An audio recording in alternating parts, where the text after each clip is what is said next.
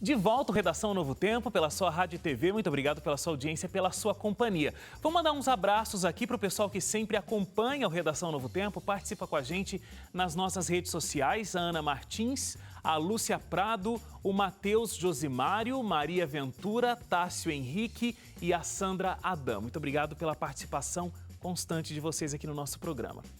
Essa semana, o IBGE, o Instituto Brasileiro de Geografia e Estatística, divulgou dados sobre a economia brasileira, referentes aos meses de julho a setembro. Infelizmente, as notícias continuam não sendo as mais animadoras. O PIB, Produto Interno Bruto, caiu 1,7% em relação aos 3 meses anteriores. Esse já é o terceiro trimestre consecutivo de queda do PIB brasileiro. A maior sequência de quedas desde o governo Collor em 1990. Além disso, o consumo das famílias brasileiras caiu 1,5% no último trimestre e os investimentos no país diminuíram 4%. Estes estão, inclusive, entre os principais motivos apontados pelos economistas para um cenário cada vez mais incerto da nossa economia brasileira. E a gente poderia, de repente, começar aqui a nossa conversa fazendo uma comparação, porque a gente tem visto algumas questões econômicas no nosso cenário internacional. A Grécia está muito no foco desse processo.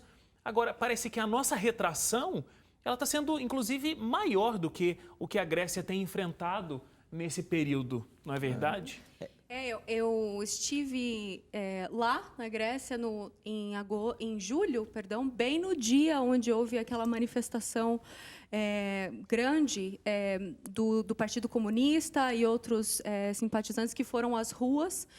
Outros grupos, que foram às ruas para pedir que eles parassem com os cortes. A situação lá estava bem complicada.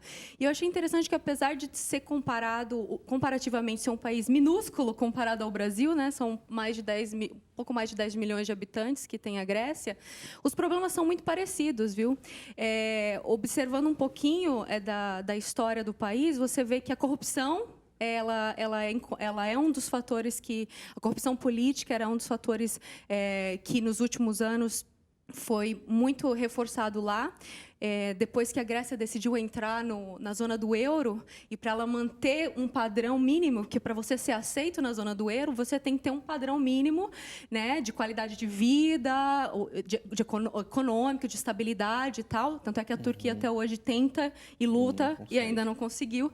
Mas, para isso, os governos, historicamente, você vê que os governos mascararam a forma como o país estava sendo conduzido para esses índices que são mínimos para ele se manter nesse padrão do euro, nessa zona do euro, para que eles se mantessem e eles não caíssem, eles não saíssem fora, porque isso é algo ruim para a política e a economia do país. Mas e como com diz o ditado, a mentira tem perna curta, né? E isso foi que estourou a bomba lá na frente, quando eles não puderam mais pagar a dívida. E o Brasil, ele, de certa forma, passou por tem passado, continua passando por esse processo. Eu acho que é interessante a gente discutir isso. A gente já falou outras vezes aqui no Redação, mas o pessoal que não acompanha muito o movimento da política, da economia, pode pensar assim: poxa, mas que estranho, né? A gente viveu anos de crescimento da classe C, a gente viveu anos onde a nossa economia estava indo tranquila, estava indo muito bem.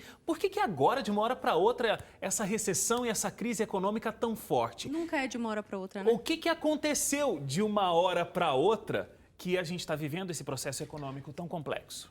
Você pode pegar vou usar um caso como exemplo que a gente até já falou no Redação, né?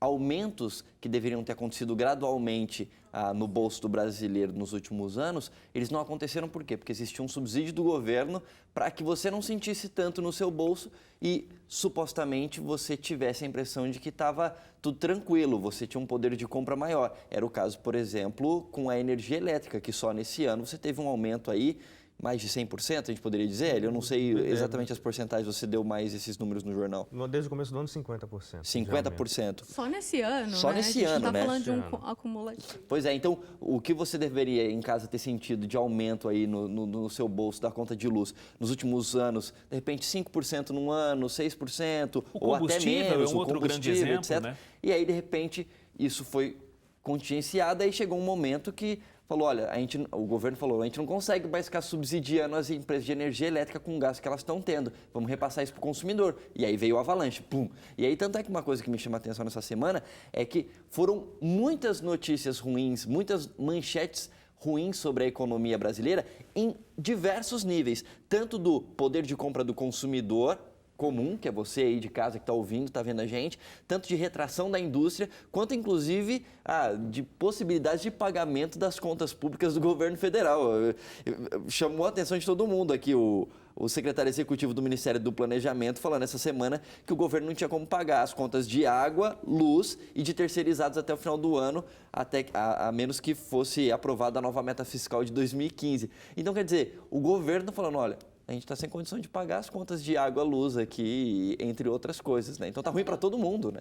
Só voltando à comparação lá da Grécia, o detalhe é o seguinte, é que além de ter dado todo esse problema, ainda o problema lá foi 3 vezes menor que do Brasil. Os índices são 3 vezes mais a menos lá. E isso é um aspecto ruim. Mas, por outro lado, é um país de primeiro mundo, com uma qualidade, uma estimativa de vida melhor, e a gente olha para o Brasil, que não é um país de primeiro mundo e tal, e passa pelo mesmo problema. Então, a gente olha para um aspecto assim, países de primeiro mundo, que também tentam se organizar, ou estão, entre aspas, à frente de nós, também sofrem desse tipo de problema. E corrupção, eles prometem, o que eu olho para o governo brasileiro é não só as taxações que poderiam ter sido gradativas para criar uma empatia do povo, no começo não se tinha isso, não só as taxas em si, mas os próprios programas que o governo ofereceu. Os programas que tanto auxiliaram uma parcela da população e são vistos de forma crítica, mas também de forma positiva, dependendo de onde você olha, dependendo do que você analisa, eles prometeram muito mais daquilo que eles podiam cumprir. E aí a coisa foi acumulando. Quando a gente levanta essa polêmica aqui, sempre me passa pela cabeça se o governo não vislumbrou isso. Que se ele fizesse essa retração,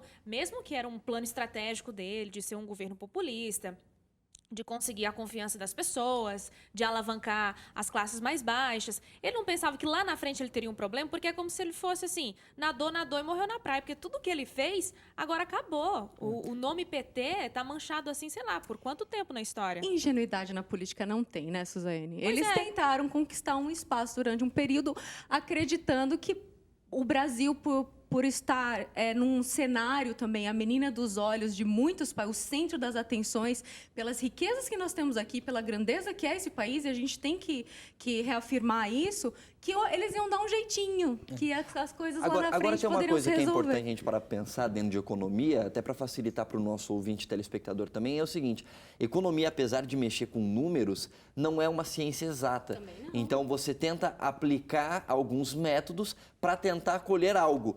Só que, de repente, alguns setores podem não responder como você imaginava. É o caso do que o próprio governo está tentando fazer agora, por exemplo, para conter a inflação. Então, você aumenta taxas de juros, você diminui possibilidades de empréstimos, etc., entre outras coisas, para tentar fazer com que, ao as pessoas consumirem menos, os preços comecem a cair. Para quê?